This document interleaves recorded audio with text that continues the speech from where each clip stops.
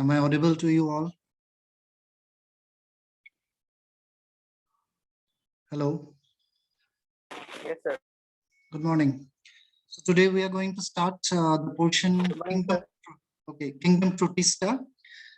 Directly we'll be going to the main points, and the main points to remember, first and foremost thing, till yesterday whatever we had felt, that's the Kingdom Mongira,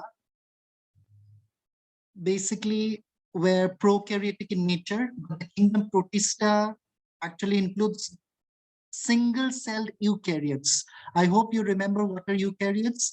These are the organisms which are having well-defined nucleus, and they are having membrane-bound organelles like the vacuoles, mitochondria, etc., ribosomes, etc., etc. Fine. And also, please remember, some of them have flagella and some might be having cilia. So the difference between flagella and cilia you will be learning in another chapter, that is cell, the unit of life. However, just for your information at this moment, remember flagella are basically longer, they're a bit larger in size.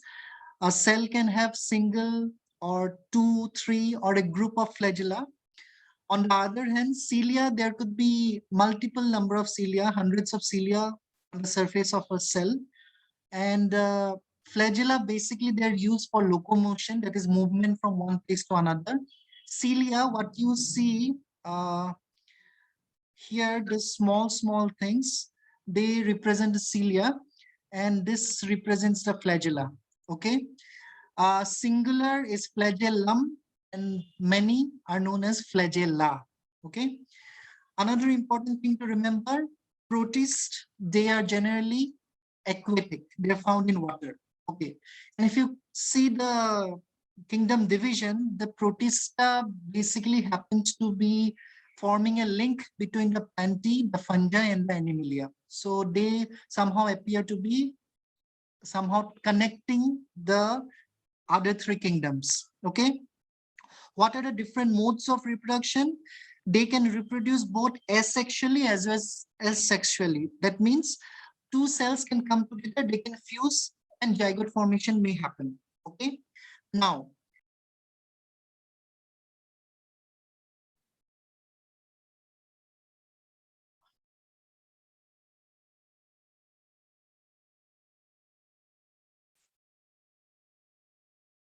are you all there? Hello. Hello, hello. Yes. Yes, sir. Yes, sir. Okay, I vanished. I vanished. Okay, sorry. Actually, I am deep inside a village, okay, away from the city, but somehow the cars and everything are coming. The internet is very bad here. I have come for some project work. Nevertheless, if you come to the classification of protista, you will see that the protista is basically divided into 5 categories, okay? This includes chrysophytes, dinoflagellates, euglenoids, slime molds, and protozoans. In order to remember that, you can just check at the lower part of the slide, CD-SAP, chrysophytes, dinoflagellates, slime molds, euglenoids, and protozoans. You have to remember that, okay? Then we'll try to find out are you seeing the slides? Okay, I hope you are able to see, right? Then we'll go one by one. Okay, the first thing is chrysophytes. Please note that the chrysophytes basically are found in freshwater as well as marine environment, means the sea and all those things. But they're very small. They can be seen generally under the microscope. Okay, and with the water currents, they can float passively. They don't have to spend a lot of energy to move. So with the water current only, they can just float around. Okay. Very important to note, they are able to produce their own food. They are photosynthetic in nature. Okay. And mainly what it includes, diatoms and golden algae. Okay. The algae is golden in color. Very beautiful. And diatoms, please note, diatoms are often called the nature's engineers. Okay. Normally what happens, our cell walls, we have basically carbon, nitrogen, hydrogen, oxygen. These are the elements that make our cell membrane and the pen cell walls. Okay. But in diatoms, the cell wall is made up of another element, that is silicon. Okay. Silicon, I hope you know where it is in the periodic table. Now, because of the silicon nature or siliceous nature of the cell walls of diatoms, they have found applications in different industrial as well as other fields, including petroleum technology, filtration, etc., etc. Very important to note, I hope you have seen a soap case box. साबुन रखने का जो साबुन रखते हो, साबुन रखने का जो डिब्बा होता है, उसमें दो केस अपर और लोअर दो कवर होते हैं, ठीक है। उसी तरह डायटम्स का जो सेल वॉल्स होता है, दो ओवरलैपिंग शेल्स बनाते हैं। एग्जैक्टली जैसे साबुन के बॉक्स फिट होते हैं एक दूसरे के साथ, उसी तरह डायटम्स का जो शेल्स होता है उसी तरह फिट होते हैं, ठीक है। और another important thing, the cell walls, they have pores. Okay, छेद रहते हैं, very small pores which are basically of the size nanometer scale. Okay, and very important, because of the small size pores, they can be used for filtration. Suppose there is a lot of toxic substance in water, these diatoms will help in the filtration of the water. जो toxic substance है वो रह जाएंगे और water purify होके निकल के आ सकते हैं, ठीक है। So diatoms have lot of applications, and because it is made up of silicon, the cell wall, they can also find application in electronics. ठीक है, उन लोग डाइलेक्ट्रिक प्रॉपर्टीज होता है जो इलेक्ट्रॉनिक्स वर्ल्ड में बहुत एप्लीकेशन होता है। Another important thing, they can also show optical property, मतलब लाइट के साथ रंग बिरंगा दिखा सकते हैं और ऑप्टिकल एप्लीकेशंस भी हो सकते हैं। डायटम्स का बहुत एप्लीकेशंस है और ये रिसर्च करने के लिए वेरी नाइस टॉपिक, ठीक है। अगर आपको डॉक्टरेट डिग्री बॉटनी या किसी में करना है तो ये भी बहुत इंटरेस्टिंग टॉपिक हो सकता है। इकोलॉजी में जा सकते हो, इसका बहुत मटेरियल साइंस में यूज है।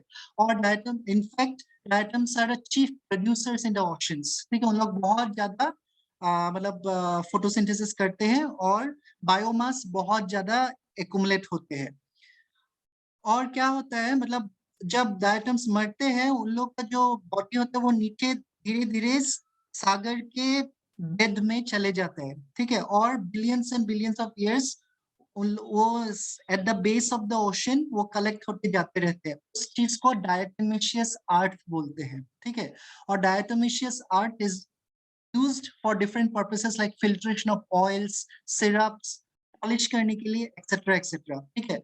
अब जो ये नीचे पिक्चर देख रहे हो, ये स्कैनिंग इलेक्ट्रॉन माइक्रोस्कोप का पिक्चर है डायटम्स का वॉल्स का, और आप उसके ये छोटे छोटे होल्स देख पा रहे हो, दीज आर द पोर्स, ठीक है। And they are found to be very good in filtration, okay. और वही जो पाउडर नीचे जमीन मतलब सागर के पेट पे जाके एक्युमुलेट होता है, वो इवन डाइट मतलब किसी किसी फूड बायोलॉजी में अप्लाई भी किया जा सकता है, ठीक है। ये बहुत इंटरेस्टिंग अलग अलग प्रॉपर्टीज दिखाते हैं, ओके। उसके बाद नेक्स्ट आपका दूसरा एक आता है जो है सेकंड ग्रुप, डायनोफ्लैजेलेट्स। वो बेसिकली मेराइन होते हैं, मतलब सागर सीज में रहते हैं और फोटोसिंथेटिक होते हैं, ठीक है। उन लोग अपना खुद खाना बनाते हैं।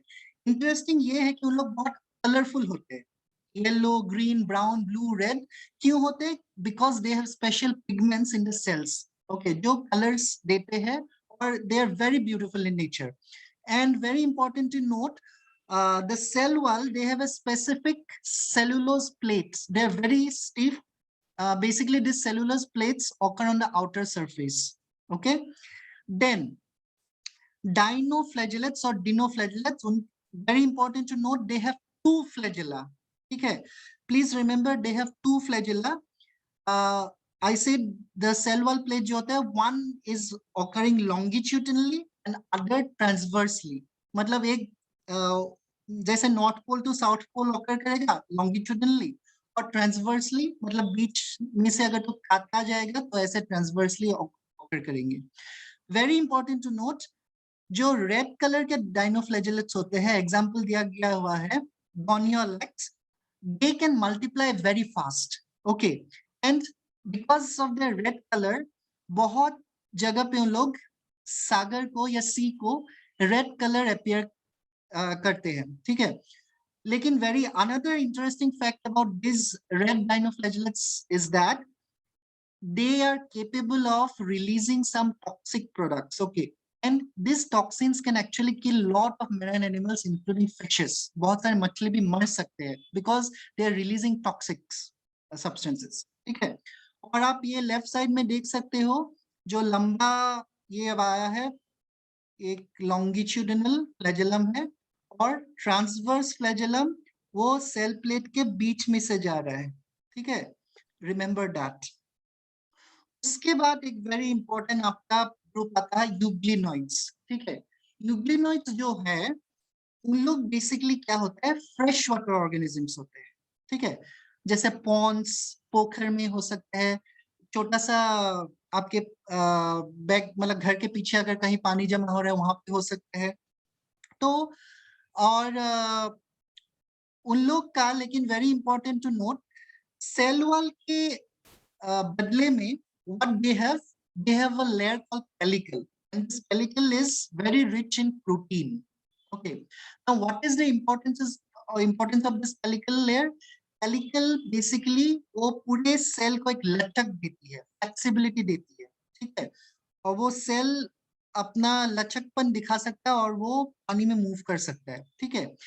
अभी आप ये जो स्लाइड देख रहे हो, स्लाइड में राइट साइड में चले आओ या डायग्राम में जाओ, डायग्राम में आपको दिखेगा कि दो फ्लैजेला मिलेगा, एक लंबा flagella, long flagellum, this one, the big one, and there is a small short flagellum occurring here, ठीक है, this portion. Now another important thing, they also have a light detector, मतलब they are photosynthesizing, तो sunlight को जब receive कर, sunlight है या नहीं है, ठीक है, वो डिटेक्ट करने के लिए उन लोग का एक स्पेशल चीज रहता है, उसको लाइट डिटेक्टर रहता है, वो फ्लैजेलम के पास होता है, ठीक है। उसी तरह और एक वेरी इंपॉर्टेंट पार्ट उन लोग के बॉडी में होता है आई स्पॉट, ठीक है। So light detector light detect करता है और आई स्पॉट लाइट को रिसीव करता है, ठीक है, और रिसीव करने के बाद वो फोटोसिंथेसिस अपना काम करता रहता है, ठीक है। आई स्पॉट का दूसरा एक नाम है स्टिग्मा, STIGMA, ठीक है। Another important thing to note, उन लोग खाना वाना बना लिया, खाना बनाने के बाद उन लोग किस फॉर्म में स्टोर करते हैं, पैरामाइलॉन। पैरामाइलॉन बेसिकली एक कार्बोहाइड्रेट है, वो स्टार्च की तरह ही है, देखो स्टार्च एक कार्बोहाइड्रेट है, ठीक है। सो जो यूग्लिनोइड्स है, यूग्लिनोइड्स बेसिकली पैरामाइलॉन ग्रेन्यूल के रूप में अपने खाना को स्टोर करता है, ठीक है। और ऑलरेडी हम लोग ने पेलिकल के बारे में मेंशन कर दिया है, pellicle basically protein rich layer है जो सेल वॉल के बदले में इमीडिएटली आउटर कवर के नीचे होता है, ठीक है, और वो बॉडी को फ्लेक्सिबल बनाता है। उसके साथ आपको और एक चीज मिलेगा, कॉन्ट्रेक्टाइल वैक्यूल। ये कॉन्ट्रेक्टाइल वैक्यूल अलग अलग जगह पे मिलेगा, हाँ ठीक है। कॉन्ट्रेक्टाइल वैक्यूल का मेन फंक्शन क्या है, देखो ये तो पानी में रहता है ये ऑर्गेनिज्म, अगर ये सराउंडिंग का पूरा पानी उसके अंदर चला गया तो ऐसा हो सकता है कि बहुत ज्यादा पानी अंदर घुसने के कारण दिस ऑर्गेनिज्म माइट बर्स्ट, ठीक है। सो एक कॉन्ट्रेक्टाइल वैक्यूल क्या करता है, वो ऑस्मो रेगुलेट करता है, मतलब ज्यादा पानी सेल के अंदर घुसने नहीं देता है, और जो सेल का इंटीग्रिटी है, सेल का साइज है, शेप है, वो मेंटेन करके रखता है। मतलब पानी का balance, amount of water coming inside and going out is regulated by the contractile vacuole. Please remember that. उसके बाद, ठीक है, उन लोग का और वेरी इंटरेस्टिंग प्रॉपर्टी क्या है, उन लोग फोटोसिंथेसिस करते हैं, ठीक है, क्योंकि उन लोग के पास लाइट डिटेक्टर है, अलग अलग पिगमेंट्स भी है। सनलाइट जब रहता है तब ही उन लोग फोटोसिंथेसिस करते हैं। लेकिन ये बहुत इंटरेस्टिंग ऑर्गेनिज्म इसलिए है क्योंकि अगर वो सनलाइट उनके पास नहीं है तो वो एक दूसरा मोड में स्विच कर जाते हैं, वो क्या, वो हेटेरोट्रॉफ बन जाते हैं। अगर सनलाइट नहीं है, अंधकार है, तो दूसरे बगल में जो जो छोटे छोटे ऑर्गेनिजम्स है उनको वो अपना शिकार बना लेते हैं, ठीक है। So they can be photosynthetic in the presence of sunlight, in the absence of sunlight they behave like heterotrophs, they predate on other organisms, ठीक है। और क्योंकि ये फोटोसिंथेटिक है और उनका जो खाना बनाने के लिए पिगमेंट चाहिए, जैसे chlorophyll A, chlorophyll B etcetera, वो बड़े बड़े प्लांट पौधों की तरह ही है। एग्जाम्पल दिया गया है euglena, euglenoids, euglena, very simple, ठीक है। उसके बाद आपका आता है slime moulds. Okay, slime, am I audible to all of you? आप सुन पा रहे हो? बीच में एक बार बोल देना जल्दी जल्दी। Yes, sir. Okay Yes, sir. Okay. Slime moles क्या है? जो स्लाइमी है, मतलब छूने में कैसा लगता है, दिखने में कैसा लगता है, एकदम slimy slimy jelly jelly stuff, ठीक है। इन लोग क्या करते हैं, इन लोग सेप्रोफाइटिक प्रोटिस्ट है। सेप्रोफाइटिक मतलब जो डिकम्पोज्ड है, डेड ऑर्गेनिजम्स है, डेड लीव्स है, प्लांट पौधे जो नीचे गिर गए हैं, उनके ऊपर ये मतलब खाना खा के जिंदा रहते हैं, ठीक है। सो और वेरी इंटरेस्टिंग थिंग, जो डेड प्लांट्स ट्विग्स है उसके ऊपर ये मूव कर सकता है। The body moves along the decaying twigs and leaves, ठीक है। लेकिन जब कंडीशन सराउंडिंग का एनवायरनमेंट बहुत अच्छा हो, whenever there is suitable conditions, ये क्या करते हैं, they are capable of forming a group or collection or an aggregation, ठीक है। और उस एग्रीगेशन को क्या बोलते हैं, प्लाज्मोडियम। जब एक बहुत बड़ा होकर वो फैल सकता है चारों तरफ, ठीक है, एंड बहुत दूर तक वो फैल सकता है। यहाँ पे मैं एक चीज बोलना चाहता हूँ, ये आप शब्द मिल रहा है प्लाज्मोडियम, आपको पीछे में और एक प्लाज्मोडियम मिलेगा, प्लाज्मोडियम मलेरिया के साथ भी एसोसिएट है, कंफ्यूज मत होना, ठीक है। ये प्लाज्मोडियम जब लिखते हैं ये स्ट्रेट स्ट्रेट लिखता है, लेकिन प्लाज्मोडियम जो मलेरिया वाला है वो साइंटिफिक नेम है, इटैलिक्स में लिखा जाएगा, वो हम लोग देखेंगे। लेकिन अभी जस्ट याद रखो कि ये जो स्लाइम मोल्स है, उन लोग जब कंडीशंस एनवायरनमेंट का खाना वाना बहुत ज्यादा है तो क्या करते हैं, उन लोग एक साथ ग्रुप बना लेते हैं और एग्रीगेट बनाकर धीरे धीरे चारों तरफ फैलने लगता है। This is known as plasmodium. यहाँ तक ये याद रखना, ठीक है। उसके बाद जब कंडीशन सही नहीं है, सराउंडिंग में खाना वाना नहीं है, तो क्या होता है, वो प्लाज्मोडियम ने मतलब कुछ स्टेप्स लेते हैं, उसके शरीर में कुछ ऐसे चेंजेस आते हैं, डिफरेंशिएशन होता है और कुछ फ्रूटिंग बॉडीज बनाते हैं, ओके। और उसके अंदर स्पोर्स होते हैं एट द टिप्स, ओके। ये सब फ्रूटिंग बॉडीज आप लोग देख पा रहे हो, और इसके अंदर बहुत सारे स्पोर्स होते हैं, ठीक है। ये स्पोर्स का सराउंडिंग में वॉल्स होते हैं, and this spores they can survive for many years, ठीक है। और हवा के करंट से ही ये स्पोर्स फैल सकते हैं अलग अलग जगह पे। अभी ये डायग्राम देख लो, प्लाज्मोडियम पहले एग्रीगेट बना के फैला, फिर उसने एक फ्रूटिंग बॉडी बनाया, फ्रूटिंग बॉडी के अंदर में सेल डिवीजन हुआ, म्योसिस हुआ। आपको शायद पता होगा माइटोसिस मियोसिस सेल डिवीजन है, इसके बारे में भी आपको पढ़ना पड़ेगा। मियोसिस से क्रोमोसोम नंबर हाफ हो जाता है, ठीक है। सो इसलिए हैप्लॉइड स्पोर्स बने। इसके बाद सेक्सुअल रिप्रोडक्शन संभव है इसमें, गैमेट्स हुए, फिर फर्टिलाइज हुए, फिर जाइगोट बने, फिर से प्लाज्मोडियम बन सकता है, ठीक है। So this cycle can continue, okay. So this are slime moulds, okay. उसके बाद हम लोग को आता है protozoans. This is very important group under protista.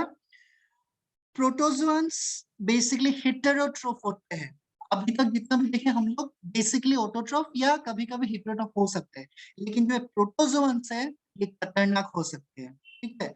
Normally ये प्रोटोजोअन्स बहुत अलग अलग प्रकार के बीमारी कॉज कर सकते हैं, they can cause different kinds of diseases, and they generally exhibit either predation और पैरासाइटिज्म, ठीक है। दूसरे को अपना शिकार बना के जिंदा रहते हैं, या किसी होस्ट के ऊपर डिपेंड करता है खाना प्राप्त करने के लिए, जगह खाने के लिए, etcetera etcetera.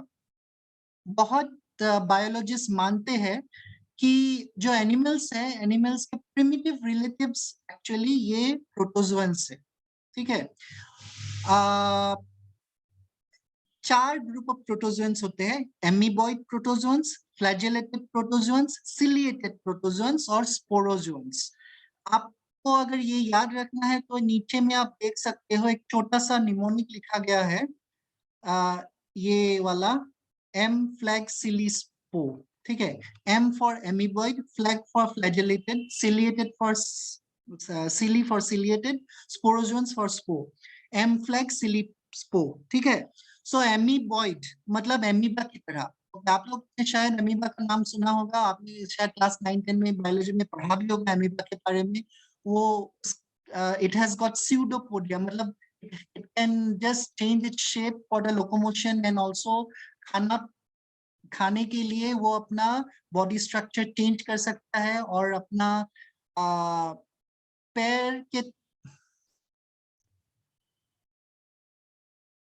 it can actually elongate its pseudo legs, that's are known as pseudopodia.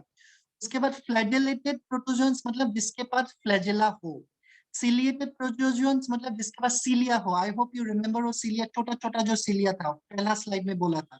और स्पोरोजोन्स हो सकते हैं। ठीक है, अभी एक एक करके देखते हैं। एमीबॉइड प्रोटोजोन्स एमीबा की तरह, ठीक है, वो फ्रेश वाटर में रह सकता है, सी वाटर में रह सकता है, मॉइस्ट सॉइल में रह सकते हैं, ठीक है। और वो कैसे मूव करते हैं, ये जो आप देख रहे हो ये सराउंडिंग ये सब स्यूडोपोडिया है। स्यूडो मतलब फॉल्स, पोडिया मतलब पैर या फीट, ठीक है, स्यूडोपोडिया और फॉल्स फीट, ठीक है। और जो फ्रेश वाटर नहीं मेराइन वाटर में रहते हैं, उनका सेल सरफेस में सिलिका होते हैं, जैसे डायटम्स के होते हैं उसी तरह इन लोग के सरफेस में भी सिलिका सेल्स हो सकते हैं, ठीक है। और बहुत सारे एमीबॉइड प्रोटोजोन्स पैरासाइटिक हो सकते हैं, ठीक है। एंटामीबा यहाँ पे एग्जांपल दिया गया हुआ है। एंटामीबा एक बीमारी भी कॉज करती है, ठीक है, एमीबिक डिसेंट्री, एंटामीबा हिस्टोलाइटिका, ठीक है। आप लोग ने शायद एनसीईआरटी बुक में ये पढ़ा होगा, Entamoeba histolytica it is a parasite और बीमारी कॉज कर सकता है, ठीक है। उसके बाद फ्लैजेलेटेड प्रोटोजोन्स, वेरी इंपॉर्टेंट, ये नॉर्मली क्वेश्चन आता है। फ्लैजेलेटेड प्रोटोजोन्स क्या होता है, वो मतलब फ्री लिविंग, अपने आज मतलब खुद ब खुद खाना वाना खा लेगा कहीं से, या किसी होस्ट के ऊपर डिपेंड करता है पैरासाइटिक होके। हमेशा याद रखना फ्लैजेलेटेड नाम में ही फ्लैजेला छुपा हुआ है, तो इन ऑर्गेनिजम्स के पास फ्लैजेला होता है। एग्जाम्पल एक दिया गया हुआ है ट्राइपेनोसोमा, ठीक है, आप ये स्लाइड में देख पा रहे हो, ये एक एग्जाम्पल है ट्राइपेनोसोमा। ये एक फ्लैजेलेटेड प्रोटोजोन है। और ये क्या होता है, एक अफ्रीका में अगर आप जाओगे गांव साइड में, रूरल विलेज साइड अफ्रीका में, वहां पे एक इंसेक्ट होता है, इंसेक्ट का नाम है सीसी फ्लाई, इसको प्रोनाउंस करते हैं सीसी, टी साइलेंट रहता है, ठीक है, टीएससी सीसी फ्लाई। तो ये सीसी फ्लाई रूरल अफ्रीका गांव विलेजेस में बहुत मिलता है। और ये सीसी फ्लाई इस प्रोटोजोन को ट्रांसफर करता है ह्यूमन टू ह्यूमन, ठीक है। और जिसके शरीर में ये ट्राइपेनोसोमा घुस गया, उसको एक बीमारी कॉज करता है, उस बीमारी का नाम है स्लीपिंग सिकनेस, ओके। ये पैरासाइट का पूरा नाम है ट्राइपेनोसोमा ब्रूसी, ठीक है, याद रखना, Trypanosoma Brucie is the parasite that causes the disease sleeping sickness. और इसको कौन ट्रांसफर करता है, आंसर इज सीसी फ्लाई। और एक चीज याद रखना, बीमारी ट्रांसफर करने वाला जो ऑर्गेनिज्म होता है उसको वेक्टर कहते हैं, VECTOR। यहाँ पे सीसी फ्लाई वेक्टर के रूप में काम कर रहा है, ठीक है। और फर्स्ट स्टेज में क्या होता है, ये बीमारी होने से फीवर हो सकता है, there could be headaches, there could be joint pains, फिर खुजली हो सकता है, ईचिंग हो सकता है। जब बहुत ज्यादा सीवियर केसेस में चले जाते हो तो बिहेवियरल चेंजेस हो सकता है, कंफ्यूजन हो सकता है, आपके शरीर और इनके बीच में कोऑर्डिनेशन धीरे धीरे कम हो सकता है। सो इसकी ट्रीटमेंट के लिए क्या करोगे, जो नॉर्मल मेडिसिन या ड्रग्स लेते हैं ताकि वो पैरासाइट को ही मार सके, मतलब ट्राइपेनोसोमा को खत्म करने वाले ड्रग्स लेके इस बीमारी को ठीक किया जा सकता है, ठीक है। उसके बाद सिलिएटेड प्रोटोजोन का स्ट्रक्चर बहुत इंपॉर्टेंट है, please remember that. Ciliated protozoans आप देख रहे हो, नाम में ही उसका डिस्क्रिप्शन लिखा हुआ है, सिलिया रहता है, ये पूरा जो सराउंडिंग है छोटा छोटा छोटा छोटा सिलिया है, okay, is the cilia. Now important to note, ये अब ये स्ट्रक्चर आप लोग यहाँ पे देखो, स्ट्रक्चर देखने पे आपको एक चीज मिलेगा, उनके सराउंडिंग में सिलिया है, यहाँ में भी ये प्रोटीनेशियस पेलिकल रहता है, ठीक है। लेकिन ये जो सिलिया का मेन फंक्शन यहाँ पे क्या है, सिलिया तो मूवमेंट में भी सहायता कर रहा है, दूसरा सहायता क्या कर रहा है, सराउंडिंग में अगर खाना वाना है तो ये सीलिया मूव कर करके एक दूसरे के साथ कोऑर्डिनेशन से ये खाना को अंदर लेके चला जाता है, ठीक है। अब ये जो छोटा छोटा येलो येलो पोर्शंस देख रहे हो, दिस आर द फूड, ठीक है। उसके बाद ये फूड कहाँ एंट्री करेगा, एक ओरल ग्रूव रहता है, उसको बोलते हैं वेस्टिब्यूलम, ठीक है। Then the food enters this and उनका एक स्पेशल कैविटी रहता है, उस कैविटी का नाम है गलेट, ठीक है। और ये अंदर चला जाता है, ठीक है। उसके बाद another important thing to note, उन लोग का एनएल पोर भी रहता है, जो अगर कुछ खाना वाना मतलब ये हो गया, मेटाबॉलाइज हो गया, तो बाहर भी जा सकता है। वेरी इंपॉर्टेंट, उनका दो प्रकार के न्यूक्लियस होते हैं, micro nucleus and macro nucleus, ठीक है। आपका असाइनमेंट ये है कि try to find out what are the function of this micro and macro nucleus, ठीक है। ये बड़ा nucleus is macro and micronucleus is the smaller one. So याद रखना, ciliated protozoan का one of the characteristic feature is the presence of two types of nucleus, okay, micronucleus and macronucleus. So another important thing, remember they have this gullet, ये भी entrance में आता है। Gullet is a characteristic feature of which type of protist, ठीक है। Example यहाँ पे दिया गया है पैरामीशियम, ओके। उसके बाद लास्ट वाला है स्पोरोजोन। स्पोरोजोन बहुत फेमस एक स्पोरोजोन है, प्लाज्मोडियम, ठीक है। पहले हम लोग को प्लाज्मोडियम मिला था, ठीक है, वो जो एग्रीगेट के नेट लाइक स्ट्रक्चर्स बनाते हैं। लेकिन अभी अगर ये प्लाज्मोडियम देखोगे तो यहाँ पे आपका नाम कैसे लिखा गया है, इटैलिक से लिखा गया हुआ है, ठीक है। सो दिस इंप्लाइज कि this is a scientific name of an organism, ठीक है। और जब आप क्लास 12 में पहुंचोगे तब आपको मलेरिया के बारे में पढ़ना पड़ेगा। Plasmodium falciparum, Plasmodium vivax, Plasmodium malariae, Plasmodium ovale, ये जनरली 4 प्रकार के मलेरियल पैरासाइट्स है। दुनिया के अलग अलग जगह पे अलग अलग ये मलेरियल पैरासाइट अवेलेबल है और मतलब मलेरिया कॉज कर सकते हैं, ठीक है। अगर आप लोग ये प्लाज्मोडियम का अल्ट्रा स्ट्रक्चर देखोगे तो ओके, जस्ट उससे पहले और एक चीज कहना भूल गया, रिंग्स, स्कीजोन्स, गैमेटोसाइट्स, ये अलग अलग स्टेजेस है, ठीक है। प्लाज्मोडियम याद रखना, उसको 2 होस्ट चाहिए, एक तो मॉस्क्विटो और दूसरा है ह्यूमन होस्ट, ठीक है। तो वो मलेरिया कॉज कर सकता है, तो वो अपना लाइफ साइकिल 2 होस्ट में कंप्लीट करता है, ठीक है। अगर आप ये राइट साइड का डायग्राम में देखोगे, राइट साइड का डायग्राम में एक लिखा हुआ है आपका माइक्रोनियम, ठीक है। ह्यूमन का जो रेड ब्लड सेल्स होता है उसके साथ अटैचमेंट के लिए माइक्रोनियम बहुत इंपॉर्टेंट है, ठीक है। और एक चीज, एपिकोप्लास्ट, एपिकोप्लास्ट ये प्लाज्मोडियम में रहता है, ये भी एंट्रेंस में आता है। Apicoplast is a characteristic feature of which organism, okay. Plasmodium की तरह ही बहुत सारे अलग अलग ऑर्गेनिजम्स में भी एपिकोप्लास्ट रह सकता है, लेकिन आपके लिए अभी इंफॉर्मेशन इतना ही काफी है कि एपिकोप्लास्ट इज फाउंड इन स्पोरोजोन्स। और बहुत जन ये सोचते हैं कि एपिकोप्लास्ट एक्चुअली ब्लू ग्रीन एल्गी है, वो स्पोरोजोन्स के अंदर घुस गया है किसी हिस्ट्री के किसी एक बहुत साल पहले, ठीक है। सो उन लोग का क्या फंक्शन है, शायद कुछ स्पेशल केमिकल या कुछ एंजाइम्स प्रोडक्शन या सिंथेसिस में शायद यूज होते होंगे ये एपिकोप्लास्ट, वो भी अभी तक रिसर्च चल रहा है, ठीक है, ये याद रखना। और उनका एक न्यूक्लियस होता है, राइबोसोम्स बहुत चाहिए क्योंकि प्रोटीन सिंथेसिस उन लोग को करना होता है। राइबोसोम्स आर रिस्पॉन्सिबल और are involve in protein synthesis, ठीक है। So this is all about kingdom Protista, हम लोग का खत्म हो गया, बस उतना ही था आज के लिए। Is it okay? किसी को कुछ पूछना है जल्दी पूछो, टाइम नहीं है, जल्दी जल्दी। नो हाँ, हो गया, फिनिश? Did you understand? अभी भी 7 मिनट बचा हुआ है। Anyone? If you are done, we can wind up, we can say bye bye.